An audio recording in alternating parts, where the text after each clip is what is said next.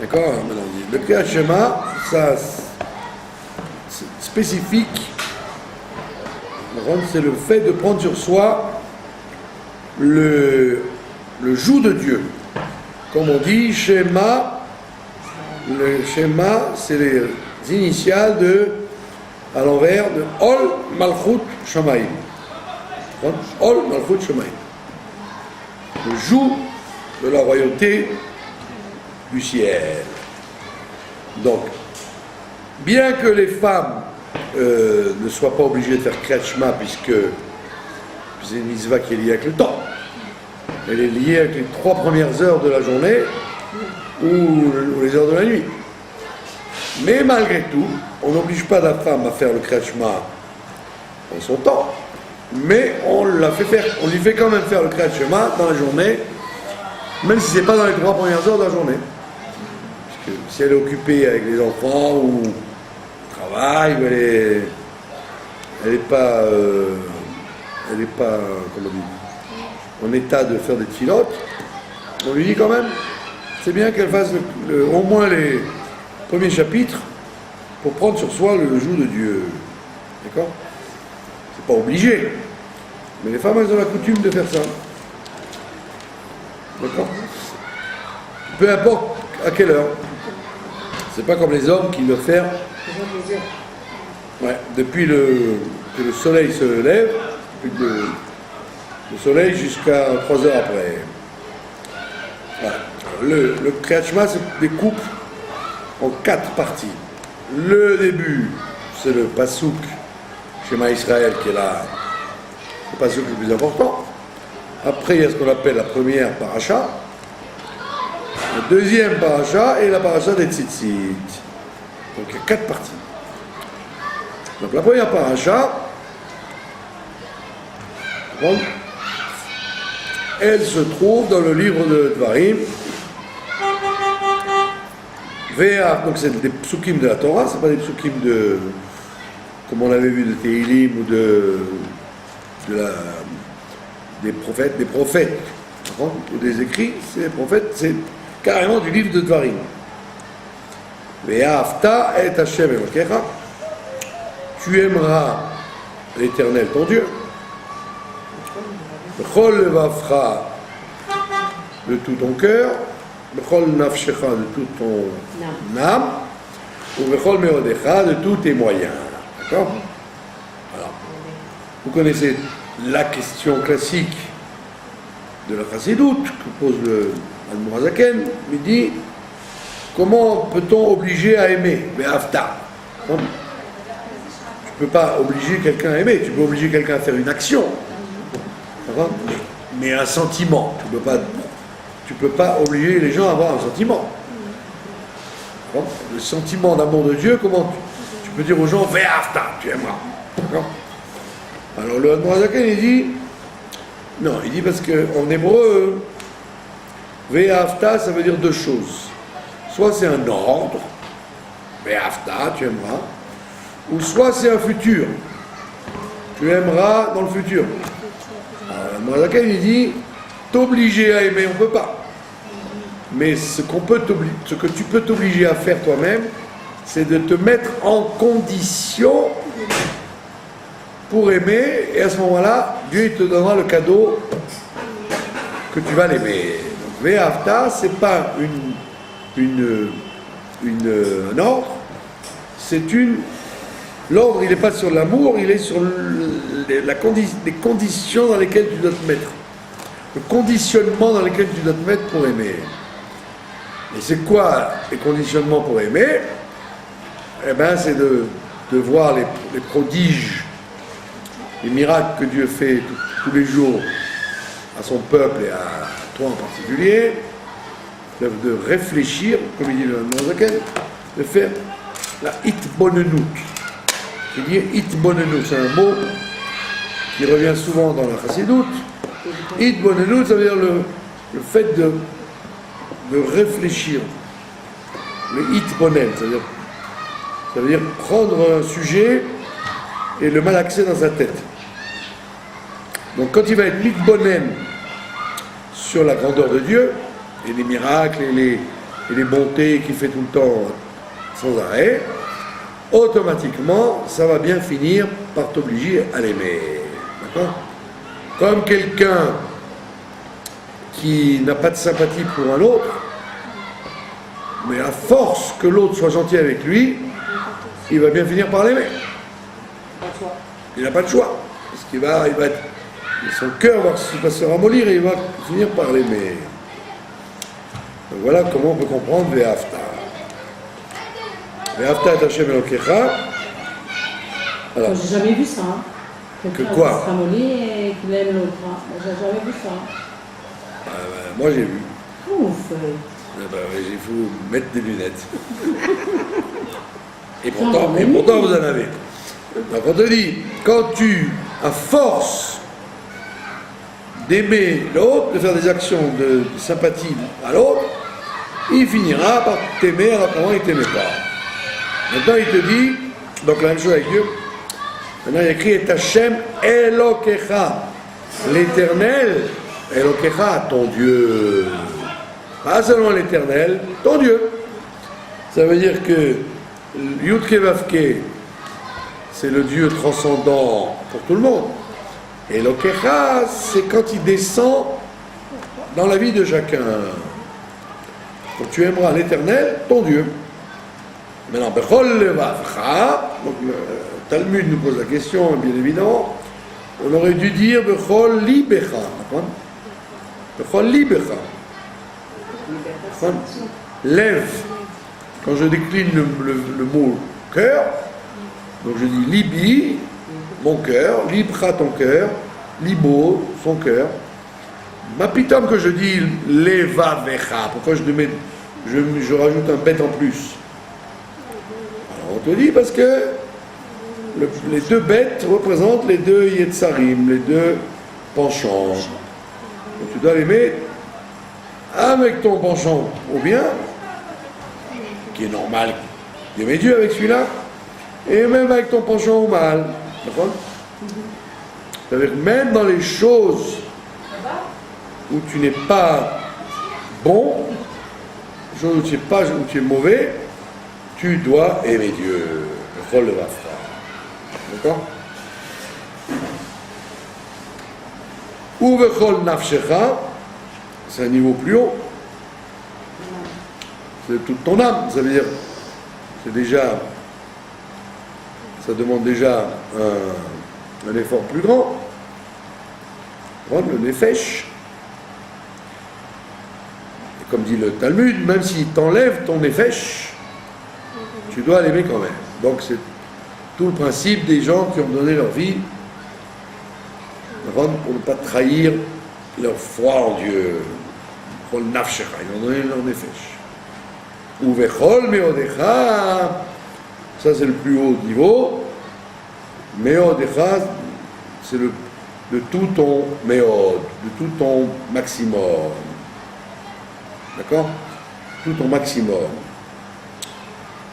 Meodecha, et ça évidemment ça s'appelle donner sa vie pour Dieu. Effectivement, quand on fait une mitzvah, quand on fait une chose qu'on n'a pas envie de faire pour Dieu, eh bien ça s'appelle Bechol Meodecha. Pas forcément mourir sur un bûcher, mais même dans la vie de tous les jours. D'accord? Donc on résume par là tout le Avodat Hashem qu'on doit faire. Ve'ayu advarim haele. Advarim haele, ces choses-là, ve'ayu, elles seront ces choses-là. Asher anochi metzavecha hayom, que je t'ordonne aujourd'hui. Où elles seront ces choses-là? Al levavecha, elles seront sur ton cœur. Ça veut dire que, comme dit le Tanya, comme le corps, il a des volontés contraires au service de Dieu, donc tous les jours tu dois te remettre ça dans la tête, t'enfoncer ça dans la tête, dans ton cœur, tu dois te réenfoncer cette mitzvah d'aimer Dieu de tout ton cœur. C'est un truc tellement compliqué que chaque fois ça s'en va et il faut le remettre, il faut le réenfoncer dans le cœur. Alors, tout ça à cause du gouffre. Parce que le corps du juif, il est tellement attiré par le monde, plus que le goy, contrairement à ce qu'on aurait pu croire, il est plus attiré au plaisir de ce monde-là, permis et interdit, que le corps, il est le maître.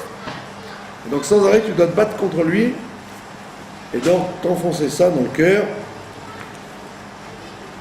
comme si c'était aujourd'hui que tu les as reçus. Aïe hop, aujourd'hui.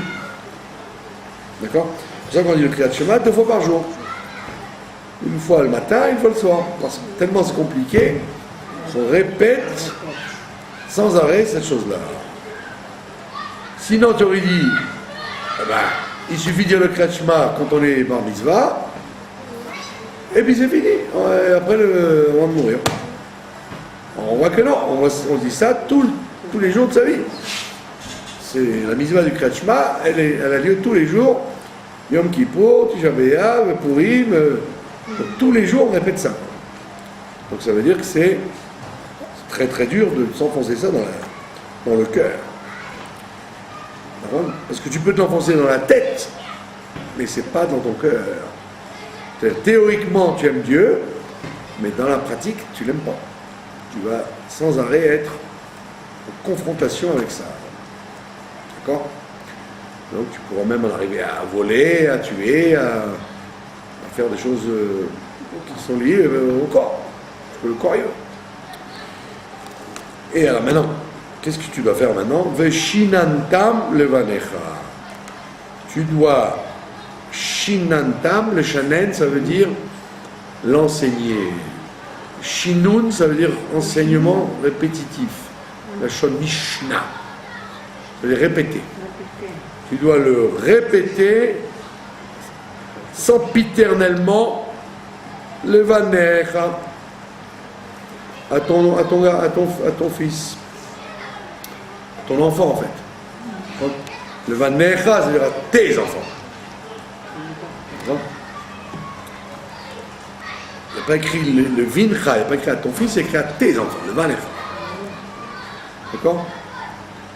Alors c'est amusant parce que d'après ça, la mitzvah d'éduquer ne serait valable que pour les garçons. Le vanecha, c'est apparemment aux garçons et pas aux filles. Ouais. On voit bien que, c'est-à-dire que les filles à l'origine, elles avaient naturellement l'attachement à la Torah. Oh ben non, c'est pas vrai. Hein.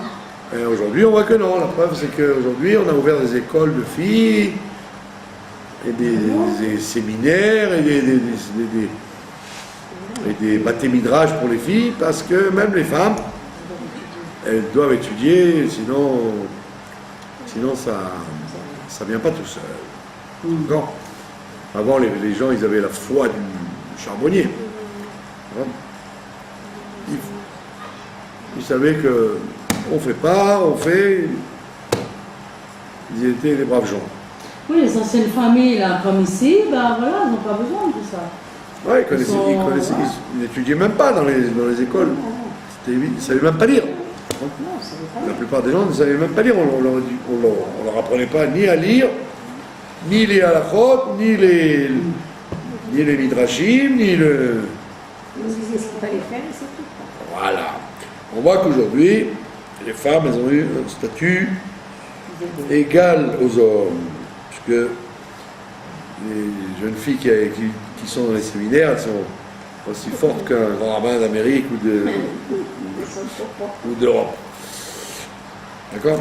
Mais Shinantam Lavanecha, donc tu les répéteras. D'accord? Tu les inculqueras. Le fait de répéter tout le temps, ça s'appelle inculquer à tes enfants. Mais dibar tabam, mais tu en parleras. les paroles de la Torah, tu dois toujours en parler. Pourquoi? Parce que, encore une fois, le corps, il est attiré par ce monde-là. Donc, le corps va donner envie aux gens de parler de football, d'argent, de courses, d'informations, etc. Et donc, parler de Torah, c'est un travail, quoi. Le Dibar Tabam. Et Rambam, il dit que Dibar Tabam, tu apprends qu'il y a une mitzvah d'apprendre le Lashon HaKodesh à ses enfants. Que les enfants sachent parler le Lashon HaKodesh, l'hébreu. Donc ça veut dire que, d'après le Rambam, les gens, ils avaient tous une langue maternelle, et en plus, ils devaient apprendre le Lashon HaKodesh. C'est pour ça qu'en Israël, les gens, ils croient qu'ils savent tout parce qu'ils sont nés là-dedans. Mais en réalité, c'est pas parce qu'ils connaissent un peu d'hébreu qu'ils s'appellent du Lashon HaKodesh. D'accord? Non. Alors, dans Vedibar Tabam, tu en parleras. Beshivtecha, quand ça? Beshivtecha, quand tu seras installé. Beshivtecha, c'est la shevet. Quand tu seras assis, Beveitecha, dans ta maison. Uvlechtecha vaderech. Et aussi quand tu seras en voyage sur le chemin. D'accord? Ouf shorbecha, quand tu seras allongé. Ouf kumecha, et quand tu te lèveras. D'accord? Donc on voit bien que si la Torah répète ça tous les jours, elle vous dit de répéter ça tous les jours, vous voyez que ça n'est pas évident. Après, Okshar tam leot aliadecha, tu l'attacheras en signe sur ta main. Donc ça fait une allusion à la mitzvah des filines. Ve'ayu le totafot benenecha, et qui seront comme un fronton entre tes yeux, un ornement entre tes yeux. Et après, urtaftam al mezuzot betecha umisharecha, et tu les écriras sur les poteaux de ta maison, umisharecha, et de tes grands portails. C'est-à-dire que les villes, à l'époque où les villes elles avaient des portes, on devait mettre des mezuzot aussi sur les portes de la ville, pas seulement sur les portes de la maison. D'accord? Comme on voit à l'époque, les villes étaient protégées et on les fermait. On les fermait avec des portes, carrément. C'est qu'en France, vous avez la porte Saint-Denis, la porte Saint-Martin, la porte Maillot, c'est là, il y avait des portes qui entouraient la ville. Peut-être c'est le héros qui en fait plus maintenant, Non. Mais non, pour délimiter le héros, quand vous mettez un héros, vous ne mettez pas une mezouza, que ce soit des murs. D'accord? Voilà, premier chapitre du Kriyat Shema. D'accord? Deuxième chapitre, on va voir la même chose mais en négatif. Comment ça? Ve'aya im shamoa tishmeu el mizotai. Et donc, si vous écoutez el mizotai me mitzvot, asher anochi metzavet etchem hayom, que je vous ordonne aujourd'hui. Donc vous voyez, on répète encore aujourd'hui. Comme dit le Midrash, que les mitzvot, elles doivent être pour toi comme si elles avaient été données aujourd'hui. Chaque jour nouveau, c'est un nouveau message qui passe. Il faut qu'il y ait un sentiment d'actualité. D'accord? On lui dit, soit que ça a été donné aujourd'hui, ou alors comme si ça a été donné aujourd'hui. Si tu n'es pas au niveau, ça doit être comme si. Et si tu t'approfondis, c'est même pas comme si, c'est vraiment du nouveau. Et c'est quoi le nouveau? Léa va et Hachem, encore une fois. D'aimer et Hachem et Lokechem, l'Éternel, votre Dieu, mais on parle plus au singulier, on parle au pluriel. Ou le Ofdo, et de le servir. D'accord? Donc à l'époque de la Bible, servir Dieu, ça voulait dire offrir des sacrifices. D'accord? D'accord? Aujourd'hui, on appelle ça Avodat Hashem. Ça veut dire, qu'est-ce que c'est Avodat Hashem? Ça veut dire tous les efforts qu'on fait pour faire la Torah et les mitzvot, ça s'appelle servir. Servir, c'est-à-dire qu'on n'a pas envie de le faire, on se force. Donc, un esclave, un serviteur, il aimerait mieux aller à la plage que de servir son maître. S'il le fait, c'est parce qu'il a peur, ou il a du respect, ou il a le sens du devoir, etc. D'accord? De le servir, Bechol levafrem, de tout votre cœur, ou Bechol nafshechem, et de toute votre âme. Et vous remarquerez que là, on ne parle plus de... On ne dit pas Uvechol meodechem, on ne dit pas comment on... Tout à l'heure, il y avait Levafra, Nafshecha, Meodecha. Là, il y a écrit que Levafrem, Nafshechem. Pourquoi on ne dit pas Uvechol meodechem?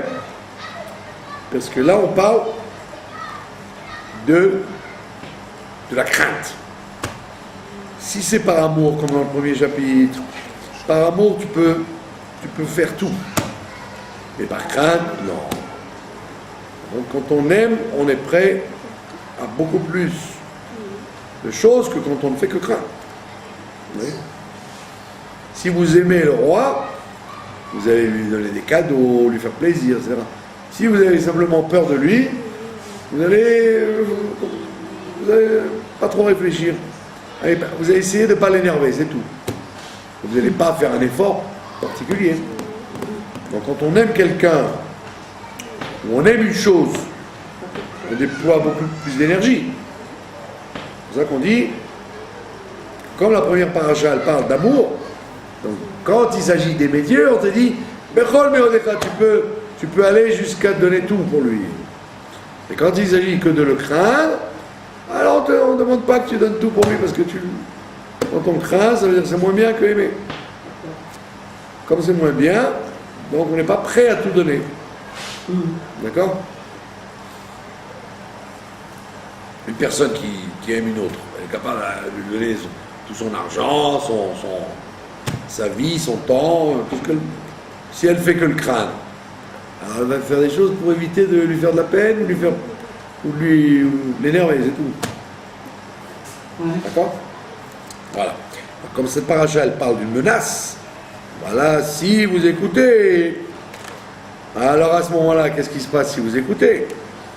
Venatati metar artsechem, je vous donnerai la pluie pour votre terre. Be'aito en son temps. Comme on l'a dit plusieurs fois, les choses matérielles, c'est très important qu'elles viennent en leur temps. Si elles ne viennent pas en leur temps, c'est pas une bénédiction, d'accord? Si quelqu'un il n'a pas besoin d'argent et qu'il lui tombe l'auto, il va faire des bêtises avec. Alors que si il y a un moment où justement il avait besoin d'argent, il est content d'avoir de l'argent, c'est un rendez-vous qui tombe bien. Donc si vous n'avez pas faim et que je vous donne un bon repas, ça vous est égal, il fallait me dire, il fallait venir une heure avant. Une heure avant, j'ai mangé un sandwich, j'avais faim. Maintenant, vous me donnez un bon repas, j'ai plus faim, ça ne m'intéresse pas. Donc la pluie, c'est comme les choses matérielles, il faut que ça vienne beito, en son temps. Si ça ne vient pas en son temps, c'est une malédiction. D'accord? Yoré ou malkosh. Yoré. C'est quoi Yoré? C'est les premières pluies au mois de Cheshvan s'appelle Yoré. Pourquoi on les appelle yoré? Parce que ça vient du mot yeri, qui veut dire tirer. Donc c'est des pluies très fortes pour creuser la terre qui est sèche de tout l'été. Donc si c'était de la pluie douce, elle resterait au-dessus de la terre et elle ferait rien du tout, elle ferait des marécages. Donc il faut qu'elle tire comme des balles qui rentrent, comme des flèches qui rentrent dans la terre, pour que la terre boive. Donc les premières pluies de Cheshvan, on appelle ça yoré. Ou malkosh, c'est les dernières pluies, celles de avant l'été, celles du mois de Nissan. Vous avez compris? Pardon? C'est les pluies, ça aussi? Malkosh? Ouais, c'est les pluies de... Le malkosh, c'est la pluie de la fin de l'été, la fin de l'hiver. C'est les dernières pluies avant la fête de Pessah. Après, on n'a plus besoin. D'accord? C'est pas en français. Pardon? C'est pas en français que la langue la pluie. Oui, non, Israël, c'est le pays de la Torah, donc ça tombe juste. Ailleurs, vous pouvez avoir des tornades en été et la sécheresse en plein hiver. C'est un peu fou. D'accord? Donc je vous donnerai les pluies. Béito en son temps. La pluie en son temps, il y aurait au Malkosh les premières et les dernières. Vea Safta de Ganecha, mais à ce moment-là, tu rassembleras des Ganecha, ta récolte de blé. Des Gan, c'est les céréales, les récoltes de céréales. Vetiroshra, et de ta vigne. Tirosh, c'est la vigne. D'accord?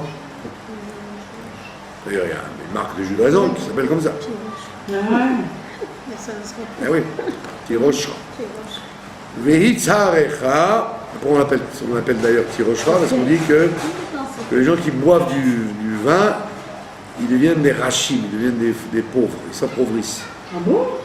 Ah oui, les alcooliques, ils ne travaillent plus, ils ne font plus rien, quoi. Ah ouais. Donc le tiroche a un inconvénient, c'est que ça peut rendre les gens abrutis, quoi, par l'alcool. Ils ne travaillent plus, ils ne dorment plus, ils pensent qu'à ça, quoi, à boire. D'accord? Hitzarecha, c'est l'huile d'olive. Donc vous avez Dagan, Tirosh et Hitzar. C'est les initiales de Chabad. Puisque Dagan, c'est le blé. On dit que c'est grand quand on mange du blé, enfin de la céréale, qu'on reconnaît son père, donc c'est le Dat. C'est la conscience. Un enfant, il devient conscient quand il mange des céréales. Tirosh, c'est le vin, c'est la bina. La bina, l'intelligence. Mais Yitzhar, c'est l'huile, c'est la sagesse, c'est la chokma. Donc vous avez Da'at, Bina et chokma. Et comme je vous l'ai expliqué 1 milliard de fois, quand le vendredi soir, vous allumez d'abord vos bougies, c'est par rapport à Yitzhar, à l'huile d'olive. Après, vous faites le kiddush, tiroshra, et après vous mangez le pain de Ganecha. Donc vous avez les trois dimensions, les 3 dimensions de Chabad intellectuelles qui sont représentées ici. Venatati esev besadecha, je donnerai l'herbe besadecha sur ton champ, c'est-à-dire je te donnerai du pâturage. Oh là là. On peut fermer la porte. Je donnerai l'herbe sur ton champ.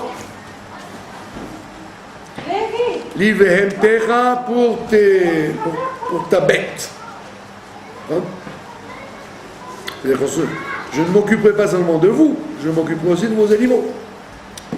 Mais achalta vesavata, et tu mangeras, vesavata, et tu seras rassasié. D'accord? Tout ça, c'est si vous écoutez ce que j'ai dit. Si vous écoutez ce que je vous ma voix. C'est pour ça qu'on dit que c'est on réveille la crâne dans ce chapitre-là. D'accord? Maintenant, Yishamru lachem.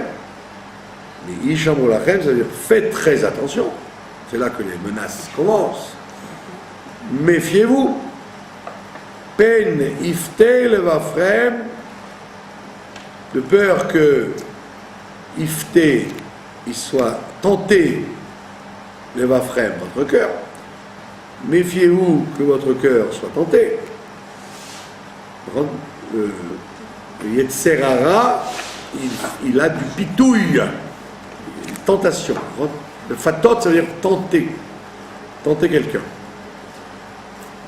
En général, tenter quelqu'un au mal, pas au bien. Quand vous avez un beau gâteau sur la table, on dit oh, c'est mefaté, c'est tentant. D'accord? Mais on ne dit pas sur une page de Gemara, c'est tentant. Donc on parle en général des choses du corps, quand on dit que le cœur va être tenté. Mais sartem, et à ce moment-là, vous risqueriez de vous sartem, de vous éloigner. Comme on dit, sour mera, éloigne-toi du mal. La sour, ça veut dire s'éloigner. Me sartem, et vous vous éloignerez. Va avadetem, et vous servirez. Et Elohim acherim, d'autres dieux. D'accord? Il fait attention à tout ça. Mishtaravitem lahem, et vous seriez tenté de vous prosterner devant eux, devant les faux dieux, les autres dieux. D'accord? Ça veut dire quoi? Il y a écrit vous servirez et vous prosternerez. Donc il y a deux interdictions dans la. Il y a le service et la prosternation. Qu'est-ce que ça veut dire se prosterner? C'est-à-dire accepter. C'est-à-dire, comme on dit, soulever son chapeau, dire chapeau, bravo. Croire que pour se prosterner, ça veut dire accepter que c'est vrai. D'accord? Donc on peut dire, moi je ne fais pas avoda, je ne sers pas les faux dieux, mais je les accepte, je pense que je les reconnais. D'accord? Comme on en a parlé plusieurs fois, on voit le veau d'or. Demain, 17 Tammuz, c'est l'anniversaire du Moshe qui a cassé les tables sur le veau d'or. D'accord? C'est Tammuz. Aujourd'hui, Aaron, il leur a dit, demain, ce sera la fête. Et ils ont vu qu'il n'est pas venu, alors ils ont dit, on va faire le veau d'or. Maintenant, comme on a dit, c'est quoi le veau d'or? Le veau d'or, c'est qu'en vérité, ça marchait le veau d'or. Il faisait des miracles, le veau d'or. C'était pas un veau ridicule. C'était un veau miraculeux. C'est pour ça qu'ils y ont cru. Pas seulement qu'ils étaient bêtes de croire dans un animal en or, c'est qu'il était un rébé. Il répondait aux brachot des gens. Les femmes enceintes, les femmes devenaient enceintes, les malades guérissaient, les gens tristes, ouais, c'était un rébé, il donnait des brachot. Donc toute la nuit, ils étaient comme des fous. Ils ont dit, ben on n'a pas besoin de tout le judaïsme, on a tout ce qu'il faut, on a des babas. Les babas, les kabbalistes, comme aujourd'hui, les gens, ils ne veulent pas du judaïsme, ils veulent des babas plonis, des babas machin, qui leur enlèvent le mauvais œil et qui leur disent... Ah ouais, ils ont encore ça. Il n'y a que ça. Le judaïsme aujourd'hui, il est basé là-dessus. On s'en fiche que le rabbi vous dit fais le Shabbat. Il dit non, on ne veut pas des trucs comme ça, on veut des choses très intéressantes. Prendre un crapaud et l'écraser dans un café, ben oui. Les gens, ils n'ont pas envie de remèdes faciles. Fais la Torah, fais les mitzvot et tout ira bien. Non, ils veulent du baba, du babaïsme. D'accord? Donc c'est en miniature, c'est les faux dieux, quoi. Les gens, ils veulent du faux dieu. Et comme je racontais ça à des gens, j'avais eu l'occasion de parler avec un juif qui était le grossiste de tous les articles de foi de Lourdes. un juif algérien, qui était grossiste, et il vendait à tous les magasins de Lourdes, qui étaient aussi des juifs très souvent, les croix et les petits Jésus et les petits... Non. Ouais, Un juif? un juif. Ils étaient toute une équipe de juifs. Et ils faisaient de l'argent. Ça marchait. Et puis un jour, je parlais avec lui. Et il m'a dit, mais qu'est-ce que vous croyez, monsieur? Moi, je suis à Lourdes toute l'année, puisqu'il renouvelle les stocks, quoi. Je suis à Lourdes toute l'année. Ouais. Et je peux vous dire, vous qui croyez que c'est des bêtises, que j'ai vu des paralysés qui sont revenus en marchant, j'ai vu des aveugles qui ont vu, j'ai vu des fous qui ont guéri.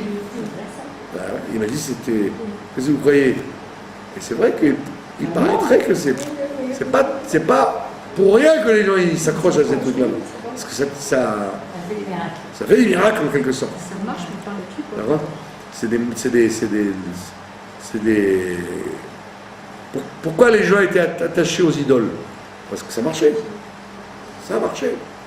Alors le Rambam, il dit c'est des bêtises, il ne faut pas y croire.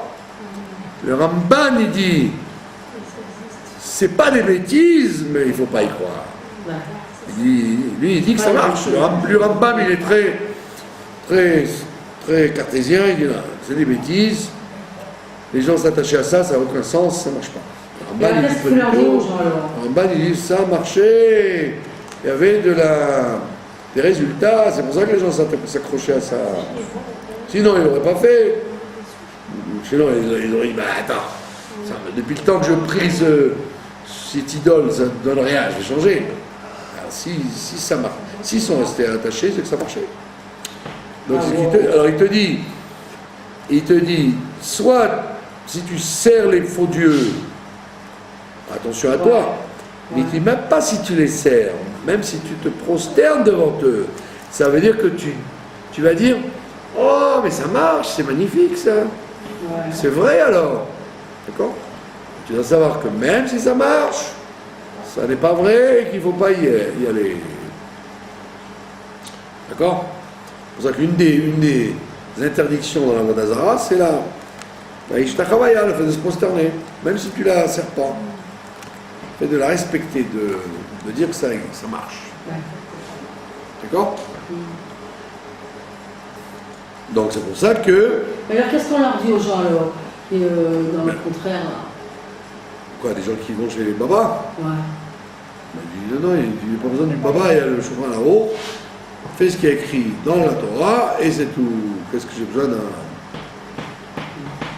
baba ou d'un... Oui, parce que là on dit qu'on n'a pas le droit de se prosterner. Non, bon, je vous dis pas que c'est des... Ils vous font faire Avodah Zarah, mais des fois, c'est pas loin. Des fois, ça ressemble un peu à la sorcellerie. La clé, elle est comme ça. Si le Rav en question, il te fait faire la Torah et les mitzvot, il te renforce, alors d'accord, c'est caché. Ouais.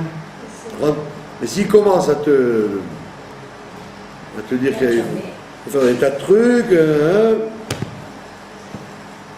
si c'est pas lié avec une mitzvah particulière, c'est des charlatans. Des gens qui travaillent à leur compte, quoi, d'accord? Bon, il te dit, Vechara af Hashem. Vechara af Hashem, alors à ce moment-là, la colère de Dieu se déclenchera, Bachem, sur vous, d'accord? Atzar et Hashomaim, et première réaction, il va arrêter les cieux. Veloye matar, il n'y aura plus de pluie. Ve'adama lotiten et yevula, et la terre ne donnera plus sa récolte. Donc, à l'époque du Beth Amikdash, quand on se conduisait mal, tout de suite ça se voyait dans le portefeuille. En galoute, c'est différent. En galoute, avec la galoute, il peut y avoir une situation où quelqu'un il se conduit bien et il a le portefeuille vide, et quelqu'un est un bandit et il a le portefeuille plein. Parce que Les dés sont brouillés dans la galoute. Et au temps du Beth Amikdash, c'était clair. Dès qu'il se conduisait mal, il n'y avait plus de pluie.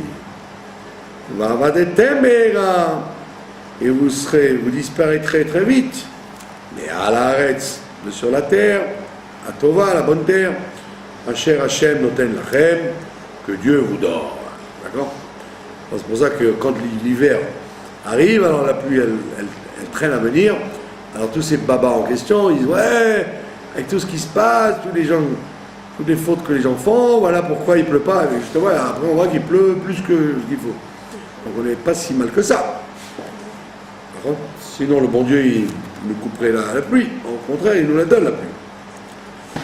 Alors, Le fait que le gouvernement il fasse payer l'eau chère, c'est un autre problème, parce que eux c'est pas des, ils sont pas dans le système de la Kedusha, donc ils peuvent se permettre de récupérer à leur profit les bénédictions du bon Dieu, comme le gaz, le pétrole et l'eau. Ils se le mettent dans les poches. Ils ne pensent pas que c'est Dieu qui nous l'a donné pour nous tous et pas pour les milliardaires seulement. Vesamtem et devarayele, et donc il dit vous mettrez mes paroles en question, al vafrem sur votre cœur, mais al nafshechem sur votre âme, ou kshartem otam leotal yetrem, et vous attacherez les tefilines sur votre bras, mais ayou le totafot benelechem, et ce sera en frontaux sur vos yeux. Mais on ne peut pas faire une justice là-dessus, hein, ce que Non, vous dites, là. tant que Mashiach n'est pas venu, nous serons sous le règne des méchants. Ah bon? Donc on a un peu levé la tête, mais vous voyez bien que les méchants dirigent tout et ils prennent 98% des richesses et ils vous laissent les miettes comme le chien et le chat. Ouais, les riches là-bas, là, qu'ils ont... Les Evra, Ah oui. les Neshamot qui sont abîmés et qui dirigent tout jusqu'à la venue de Mashiach. Et vous les enseignerez de Belechem à vos enfants, les Daberbam pour qu'ils en parlent. Donc on répète pratiquement exactement la même chose que dans le premier chapitre, mais là on dit au pluriel, d'accord? Comme on menace, comme c'est un chapitre de crainte, donc on le dit au pluriel. Alors que quand il s'agissait d'amour, on le disait au singulier. Quand tu te coucheras et que tu te lèveras, et vous les écrirez sur les poteaux de vos maisons et de vos portes de la ville. Et tout ça pourquoi? Le Ma'an Yirbo Yemechem, afin que vos jours se rallongent, et Vimé Venechem, et que vos enfants aussi, ils aient une longue vie. Allah Adama sur la terre, Asher Nishba Hashem Lavotechem, que Dieu vous a promis, qu'il a promise Lavotechem à vos ancêtres. Donc ça veut dire que c'est Abraham, Yitzhak et Yaakov qui ont reçu la promesse de la terre, c'est pas nous. Nous on a hérité de la terre. La tête là, il leur a promis à eux de leur donner. Ki me Hashamayim haaretz, comme les cieux et la terre existent, il leur a promis ces choses-là. Quand on dit les cieux et la terre, ça veut dire que c'est un serment éternel. Alors, je finis avec une histoire que je vous ai déjà racontée, c'est pas grave. Un jour, je me suis retrouvé dans une misère tellement noire que je n'avais même pas de quoi acheter 1 litre de lait pour ma fille. Pour mes acheter un Mishmar, la preuve que non. Et donc, on se demandait qu'est-ce qui se passe. Et quand je suis rentré dans cette maison, le propriétaire, il avait un frère qui était un très grand chauffeur. Il m'a dit, garde les mezuzot, ne les change pas. J'ai dit d'accord, je ne les ai pas changés. Et je les ai vérifiés, elles étaient extraordinaires. Mais il y a la porte d'une chambre que je n'avais pas enlevée, parce qu'il fallait enlever la peinture, il fallait tout casser. Donc quand ils ont fait la peinture, j'ai laissé cette mezouza là.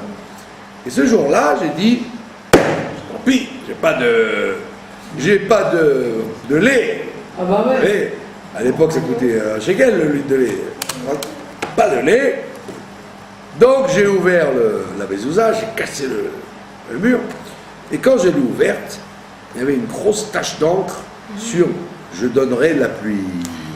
En son temps. En réalité, donc c'était que les peintres, quand ils avaient peint la porte, il y avait quelque chose d'acide qui était rentré dans la mezouza. Il y avait une très grosse tache noire. À l'endroit, il y a écrit « Je vous donnerai la pluie en son temps ».